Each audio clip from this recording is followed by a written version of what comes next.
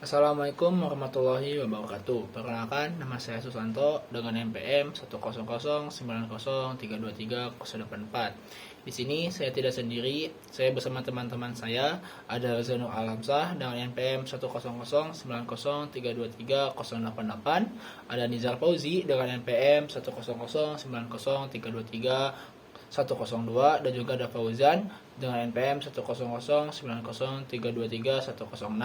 Di sini kami dari kelompok 5 akan menjelaskan mengenai analisis produk Indomie. Untuk penjelasan pertama mengenai segmentasi Indomie akan dijelaskan oleh saya sendiri. Di sini bisa dilihat oleh teman-teman semua di layar handphonenya ada beberapa segmentasi Indomie. Yang pertama berdasarkan demografis. Berdasarkan demografis, Indomie telah menargetkan kelompok segmentasinya yaitu orang-orang dengan umur 13 sampai 30 tahun ataupun pelajar sampai dengan pekerja yang membutuhkan di mana makanan yang simpel dan cepat disajikan dan juga dengan harga yang terjangkau. Dan Indomie juga menargetkan kepada kelas menengah ke bawah dan dapat dikonsumsi oleh pria maupun wanita.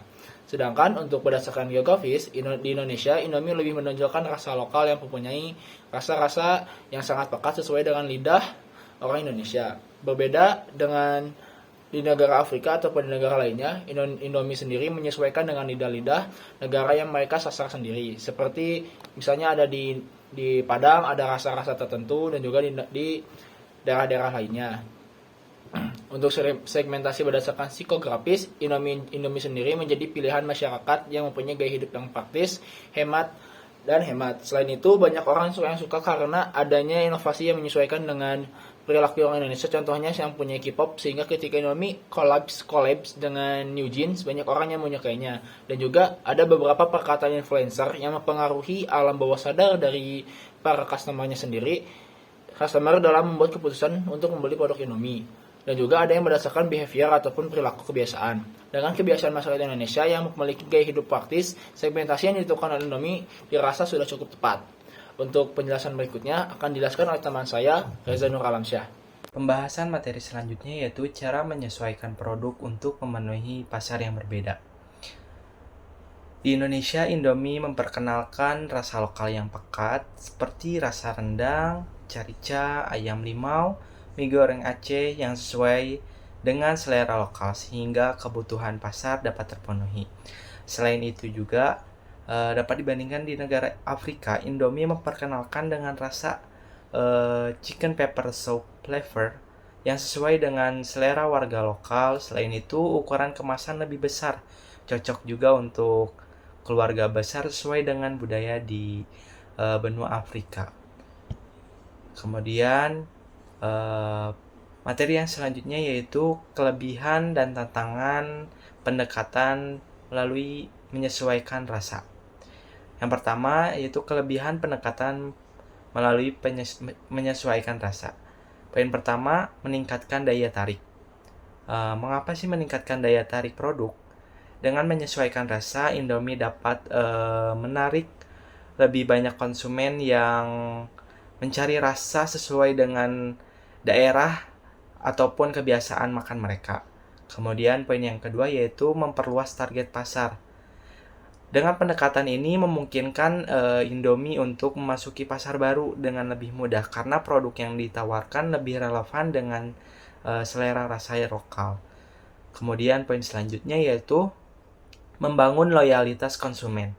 Konsumen cenderung lebih loyal terhadap produk yang menawarkan rasa yang mereka sukai atau dikenal sehingga meningkatkan kemungkinan untuk melakukan pembelian ulang kembali. Kemudian poin selanjutnya yaitu inovasi berkelanjutan. Dengan terus berinovasi dalam rasa, Indomie dapat tetap relevan dan bersaing di pasar yang dinamis.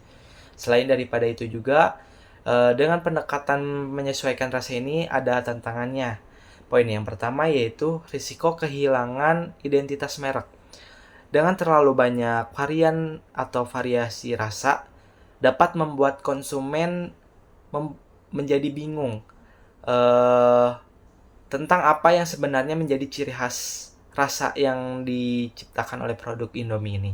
Kemudian poin selanjutnya yaitu kesulitan dalam standarisasi kualitas. Dengan menjaga konsistensi rasa dan kualitas di berbagai lokasi yang berbeda bisa menjadi tantangan, terutama jika bahan baku yang berbeda di setiap daerah ataupun negara. Kemudian poin selanjutnya yaitu biaya produksinya yang lebih tinggi juga. Dengan mengembangkan dan memproduksi berbagai varian rasa dapat meningkatkan biaya produksi ataupun biaya pengembangan dalam menciptakan suatu inovasi rasa yang baru. Kemudian poin yang terakhir yaitu respon pasar yang mungkin tidak pasti. Tidak semua varian rasa yang diciptakan atau diperkenalkan akan diterima dengan baik oleh konsumen, sehingga ada risiko juga kerugian finansial jika produk tersebut tidak laku. Baik, di sini saya akan membahas pesaing utama Indomie di pasar global dan keunggulan kompetitif. Baik, untuk pesaingnya sendiri ada Nissin dari Jepang, produsen mie instan terkenal dengan merek Cup Noodles. Selanjutnya ada Maggi dari Nestle, fokus pada pasar mie instan di Asia, Afrika, dan Eropa. Selanjutnya ada Samyang dari Korea Selatan, populer dengan varian pedasnya, terutama di Asia. Nah, untuk keunggulan Indomie, yaitu keunggulan kompetitif Indomie, pertama ada harga yang kompetitif. Indomie seringkali lebih murah dibandingkan pesaingnya, menjadikan pilihan utama di negara berkembang. Nah, seperti contohnya di Jepang sendiri, Indomie itu lebih murah dibandingkan Cup Noodles. Kenapa? Jadi warga Jepang itu lebih memilih Indomie karena harganya yang lebih murah dibandingkan Cup Noodles sendiri. Makanya Indomie itu dipilih sebagai mie yang enak dan murah. Selanjutnya ada diversitas rasa lokal. Indomie mampu menciptakan rasa yang sesuai dengan preferensi tiap negara yang sulit ditandingi oleh merek global lainnya. Nah, pinternya Indomie di sini, dia itu mampu menciptakan rasa sesuai dengan lidah dari tempat-tempat misalnya kayak di Jepang kayak gitu, dia menyesuaikan rasa-rasanya tuh dengan lidah-lidah orang Jepang tersebut. Selanjutnya ada distribusi global. Indomie memiliki jaringan distribusi yang kuat, termasuk pabrik lokal di beberapa negara seperti Nigeria yang menekan biaya logistik.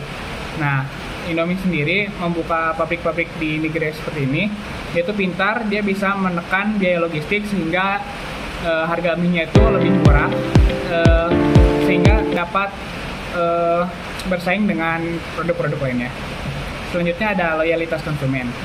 Indomie menjadi simbol budaya di berbagai negara, seperti di Nigeria, di mana Indomie menjadi makanan pokok instan. Nah, kenapa dijadikan makanan pokok instan? Karena pertama rasanya enak, kedua harganya lebih murah dibandingkan yang lainnya, sehingga Indomie ini bisa dijadikan makanan instan karena porsinya lebih banyak juga, menyesuaikan dengan posisi di Nigeria tersebut. Sekian presentasi saya, selanjutnya akan dibahas oleh teman saya. Selanjutnya, bagaimana cara Indomie mempertahankan posisinya sebagai pemimpin pasar di tengah persaingan. Dengan mempunyai konsistensi, kualitas produk menjadi salah satu faktor yang membuat Indomie bisa mempertahankan posisinya sebagai pemimpin pasar. Selain itu juga, Indomie mempunyai cita rasa yang khas dibanding dengan produk mie instan lainnya. Faktor yang kedua adalah Indomie selalu melakukan inovasi produk, entah itu mengeluarkan varian baru atau berkolaborasi dengan grup band tertentu, misalnya yang kemarin itu ada New Jeans yang akhirnya mengeluarkan rasa baru yang rasa ala-ala Korea, dan Indomie juga jaringan distribusinya tuh luas. Jadi misalkan kita tuh jauh dari pusat kota, kita tuh ada di pelosok-pelosok desa misalnya, pelosok-pelosok daerah. Nah, pasti produk Indomie itu sangat mudah untuk dijumpai karena jaringan distribusinya itu sangat luas.